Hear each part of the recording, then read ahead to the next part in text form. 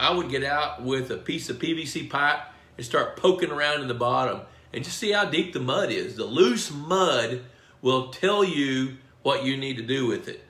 Hey, Mr. Pond Boss, tell me what to do to make all my Lunker Lake dreams come true. Hello everybody, Bob Lust, the Pond Boss. Tim says, what's the useful life of a pond before it needs to be reworked? You know, that really depends on the pond, but I'm going to tell you this. In the United States, most ponds that were built much longer than 30 years ago have pretty well lived their effective lives. I'll give you an example. There are literally thousands of flood prevention sites that were built in the late 50s all the way up to the early 70s. Those were designed to have a 50-year lifespan. And I can go look at those lakes and tell you right now, they have lived that lifespan. You know, what happens with a pond when it's built, and if the pond is built properly to the watershed size, it extends the life of it. So if you've got a 1 acre pond that drains more than 8 or 10 acres, that pond's life was cut short because of how much flow rate comes through it. So the average lifespan of a pond, I'm going to tell you, and this is just from the times that I've worked on them, 30 years, 35 years. I thank Purion every day, Tim, for the sponsorship that they provide and the opportunity that they've given me to help them develop feeds over the years so we can create outstanding feeds for pond management people and growing big fish. The useful life of a pond, I tell you what, I had 2 hatchery ponds built, 1/10 of an acre each, and this was in 2003. We reworked those ponds 2 years ago, and they're above ground and are filled with a well. But over time, there was enough silt buildup and fish waste because they're production ponds that we needed to push about 2 feet of muck out of the bottom of those ponds and make them function better.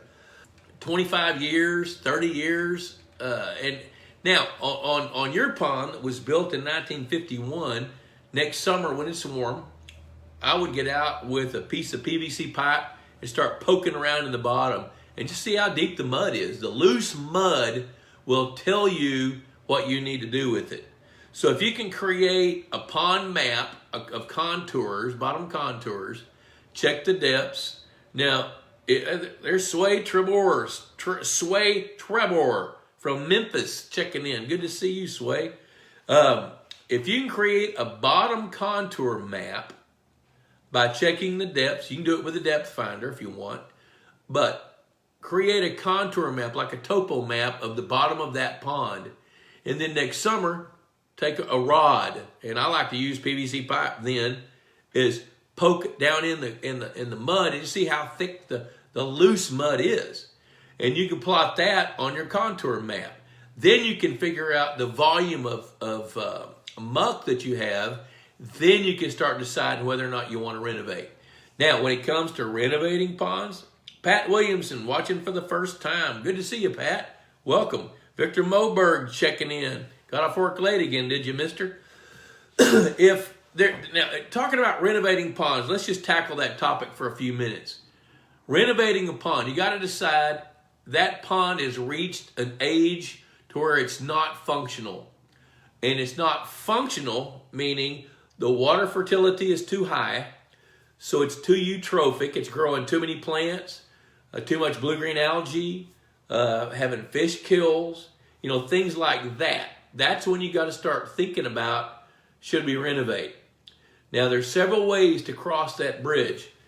Now, anytime you're going to renovate, you can look at dredging. American Sportfish does that, and I've had several conversations with those guys lately about how they dredge. Now, it's a little pricey to do that. Could be a good choice. Now, if it's a rural pond, may make more sense to drain it, get the water out, then figure out what you're going to do with the dirt that's remaining. Now, that dirt is going to be like chocolate pudding. It's going to be sloppy, gooey, wet, and it's hard to move, but it can be done. Jim Klein from Ohio. Good to see you, Jim. So I would do some due diligence to figure out what is the best way to renovate a pond if you want to do that. I was talking to a guy. There's an article in the, I guess it's in, no, it's in this issue. This issue of Pond Boss, right here. the November, December issue. If you don't have this magazine, get it. Now, I'm in a good mood. I'm always in a good mood.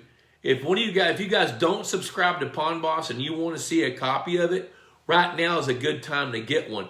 I go through a story in here about a guy that's got to make a decision about whether he wants to renovate or not. Send an email to info@pondboss.com. Just say, hey, we want a sample copy of the magazine. Give us your address. On occasion, we'll get an email that says, free sample, but there's no address. So include your address. As a matter of fact, do that tonight.